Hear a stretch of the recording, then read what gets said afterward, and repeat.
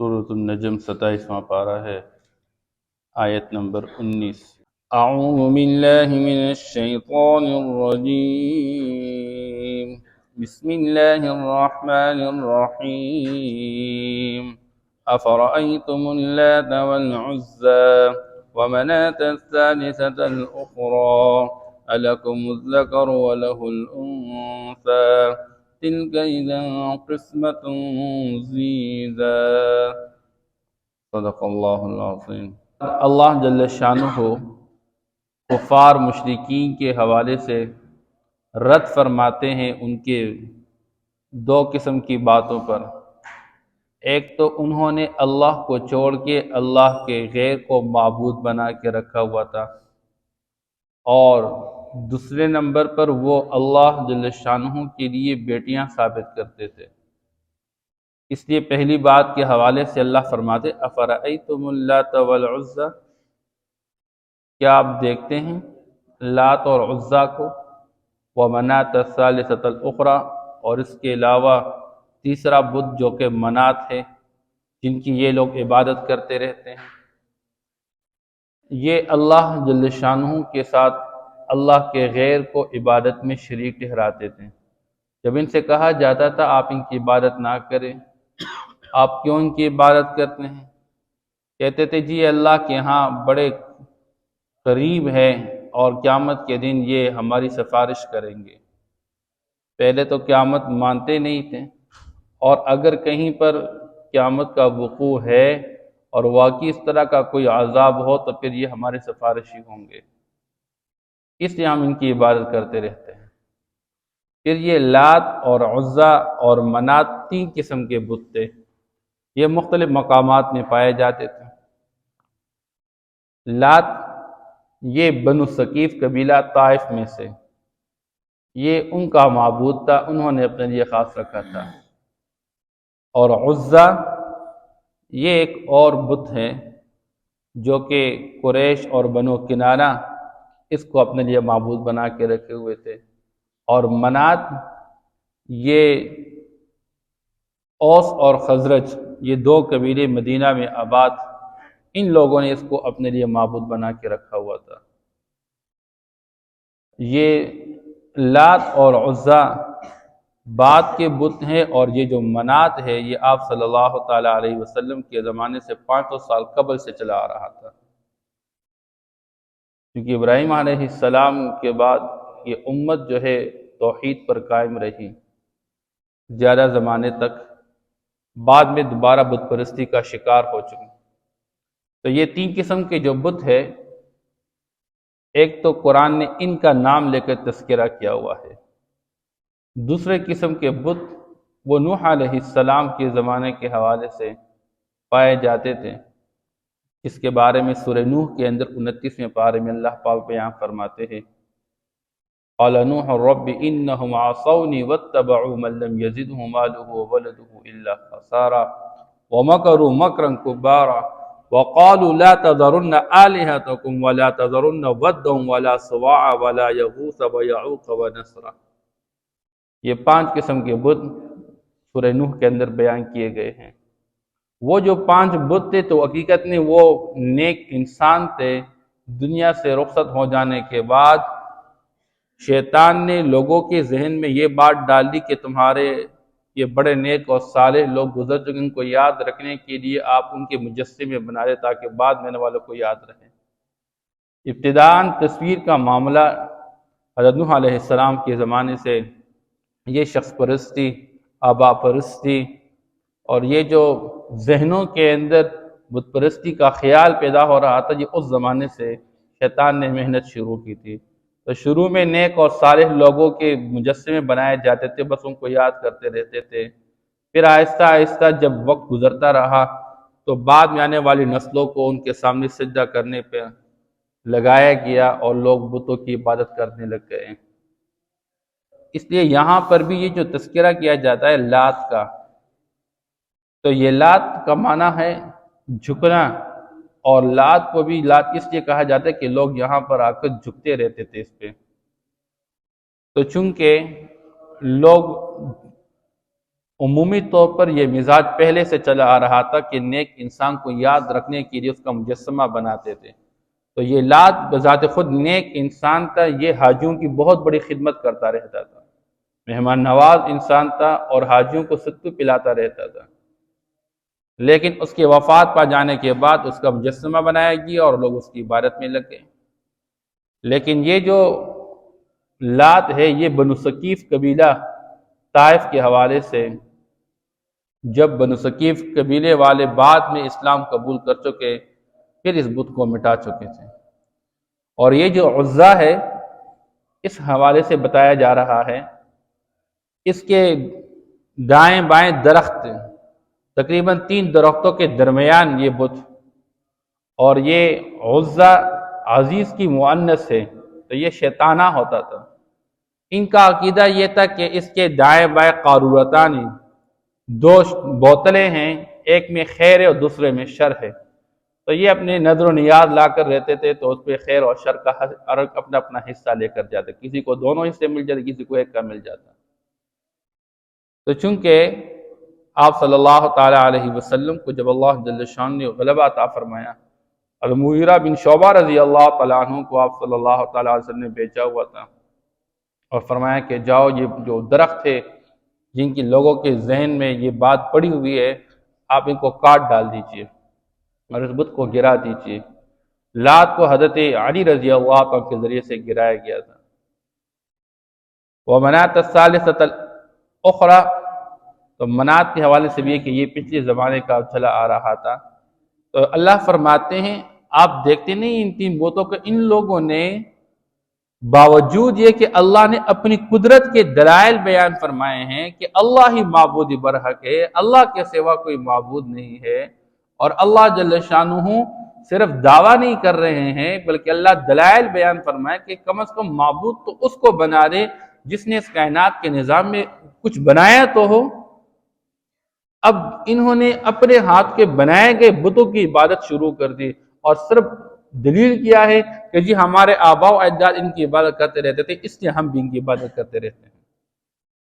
حالانکہ بات یہ کافی نہیں ہے، بلکہ اللہ جل شانہ فرماتے ہیں اس کائنات کو وجود دینے والا اللہ، اس کائنات کے نظام میں تصرف کرنے والا اللہ ہے، اللہ کے سوا ہے کوئی اس طرح کا معبود جو کہ اس کائنات کے اندر کچھ ذرا برابر کوئی چیز پیدا کی ہو؟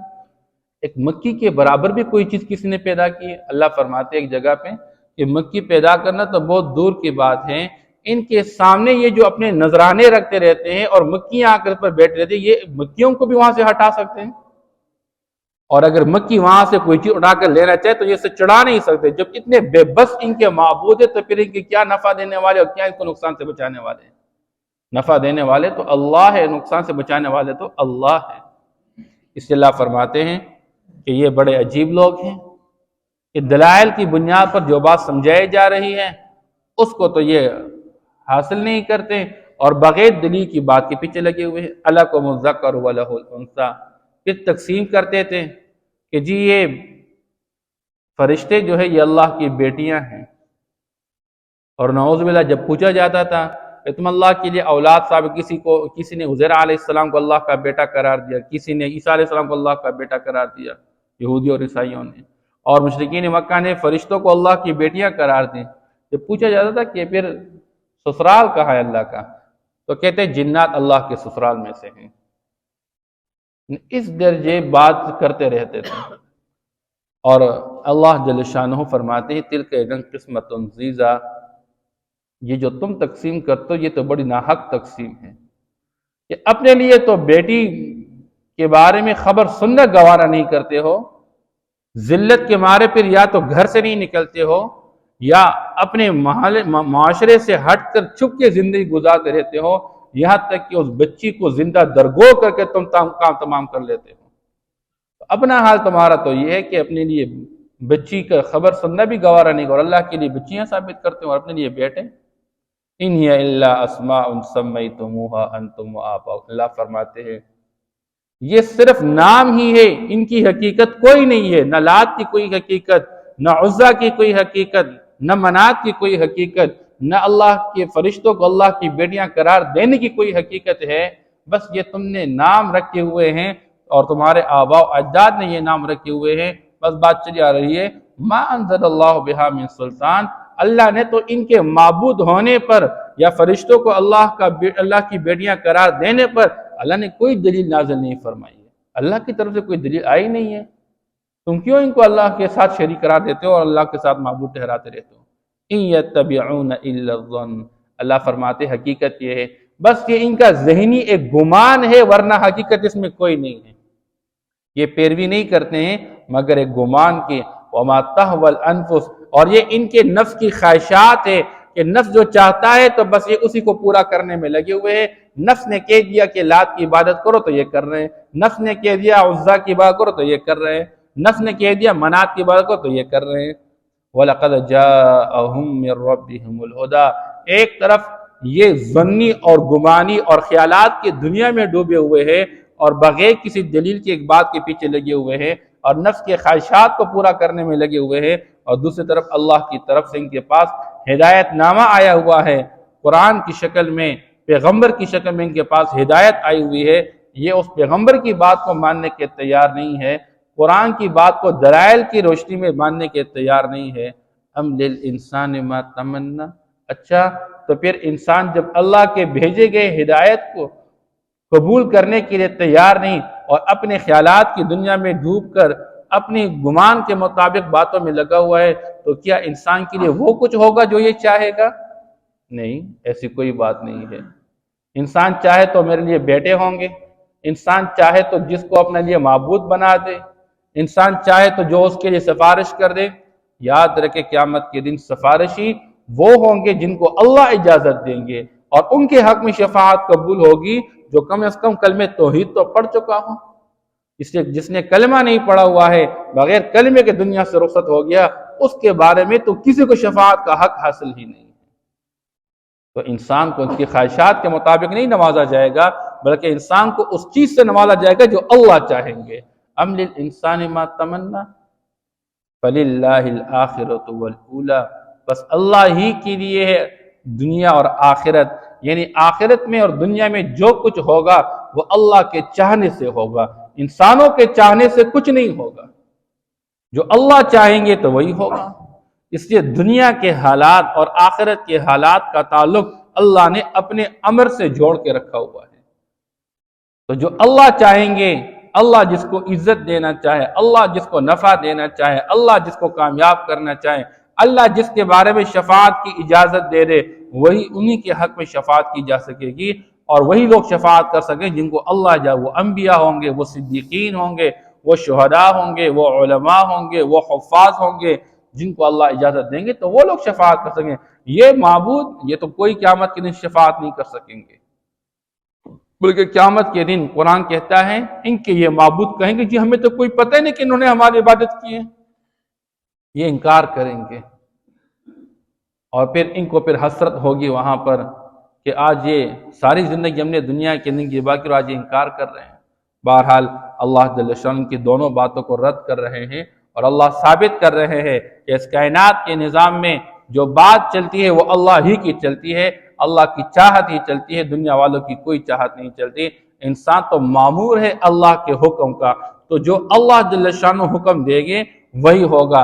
اس لیے ولید ابن مغیرہ یہ کفار کے سرداروں میں سے ایک سردار تھا، اللہ جل شان نے اس کو بیٹے عطا فرمائے تھے، اور یہ ایک ہی تھا، ذرنی ومن خلقت وحیدا وجعلت له مالا ممدودا، اللہ نے مال بھی بہت سارا دیا ہوا تھا، اور یہ راتوں رات ابو جہل اور یہ آتے رہتے تھے، اور آپ صلی اللہ تعالیٰ علیہ وسلم کی رات کی قرآن جو نماز میں پڑھتے رہتے اس کو سنتے رہتے تھے۔ ایک دن اس نے اس کا اثر لے لیا، ابو جہل کے سامنے اظہار کیا، ابو جہل نے کہا اوہو تم کیا کہہ رہے ہو، خاموش ہو جاؤ، لوگوں کے سامنے یہ بات نہیں کہنا کہ واقعی اللہ کا کلام ہے، کیونکہ اس کے اندر ایک جادو ہے، انسانوں کے دلوں پر اثر کرنے والا کلام ہے۔ فوراً کہہ دیا او نہیں جی یہ جادو ہی ہے، اس کے اندر کوئی حقیقت نہیں ہے۔ اللہ جل شان فرماتے ہیں مجھے چھوڑ دے۔ جس بندے کو میں نے تنہا بنایا، جس کو میں نے پیدا کیا ہوا ہے، اکیلا ہی ہے، اور مال و دولت میں نے نوازا، اور اس کو اولاد سے میں نے نوازا، اور یہ تک کی باتیں کر رہا ہے بغیر کسی دلیل کے، غلط اندازے لگا رہا ہے، میرے پیغمبر کے بارے میں کہہ رہا ہے کہ یہ جادوگر ہے، اور یہ کلام اللہ کا نہیں ہے، اور یہ ایک جادو ہے۔ یہ جہنم کی بھڑکتی ہوئی آگ میں داخل ہوگا، اس کے لیے بھڑکتی ہوئی آگ ہی ہے۔ بہرحال تو اس نے کہا تھا جی ہمارے لیے بیٹے ہیں اور یہ فرشتے اللہ کی بیٹیاں ہیں۔ اللہ فرماتے یہ تمہاری چاہت سے نہیں ہوگا، اللہ جس کو چاہے تو بیٹیاں عطا فرما دے، اللہ جس کو چاہے تو بیٹے عطا فرما دے، اللہ جس کو چاہے بیٹے اور بیٹیاں دونوں عطا کر لے، اور اللہ چاہے تو بانج رکھے، کسی کو کچھ بھی عطا نہ کر دے۔ یہ تو اللہ کی چاہت ہے۔ ام للانسان ما تمنا، کیا انسان کے لیے وہ ہوگا جو یہ تمنا کرے گا؟ وَلِلَّهِ الْآخِرَةُ وَالْأُولَى، نہیں نہیں، اللہ ہی مالک ہے آخرت کا، اللہ ہی مالک ہے دنیا کا، اللہ ہی کی ملکیت چلتی ہے اور اللہ ہی کا امر چلتا رہتا ہے۔ أَفَرَأَيْتُمُ اللَّاتَ وَالْعُزَّىٰ، کیا آپ نے دیکھا لات اور عزیٰ کی طرف، وَمَنَاةَ الثَّالِثَةَ الْأُخْرَىٰ، اور منات جو کہ تیسرا معبود ہے ان کے علاوہ، أَلَكُمُ الذَّكَرُ وَلَهُ الْأُنثَىٰ، کیا تمہارے لیے بیٹیاں ہیں اور اللہ کے لیے، تمہارے لیے بیٹے ہیں اور اللہ کے لیے بیٹیاں ہیں؟ تِلْكَ إِذًا قِسْمَةٌ ضِیزَىٰ، یقیناً یہ تو تب ایک ناحق تقسیم ہو گئی۔ تِلْكَ إِذًا قِسْمَةٌ ضِیزَىٰ، إِنْ هِيَ إِلَّا أَسْمَاءٌ سَمَّيْتُمُوهَا أَنْتُمْ وَآبَاؤُكُمْ، نہیں ہے یہ مگر کچھ نام جو کہ تم لوگوں نے اور تمہارے آباء و اجداد نے رکھے ہیں۔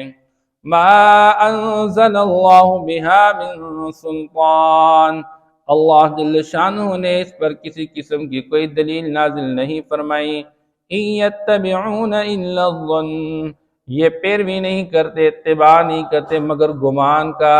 وَمَا تَهْوَى الْأَنفُسُ، اور ہر اس چیز کا جو ان کا نفس چاہے۔ وَلَقَدْ جَاءَهُم مِّن رَّبِّهِمُ الْهُدَىٰ، اور یقیناً آئی ان کے پاس ان کے رب کی طرف سے ہدایت۔ أَمْ لِلْإِنسَانِ مَا تَمَنَّىٰ، کیا انسان کے لیے وہ ہوگا جو وہ تمنا کرے گا؟ فَلِلَّهِ الْآخِرَةُ وَالْأُولَىٰ، بس اللہ ہی کے لیے ہے آخرت اور پہلی یعنی دنیا۔ صدق اللہ۔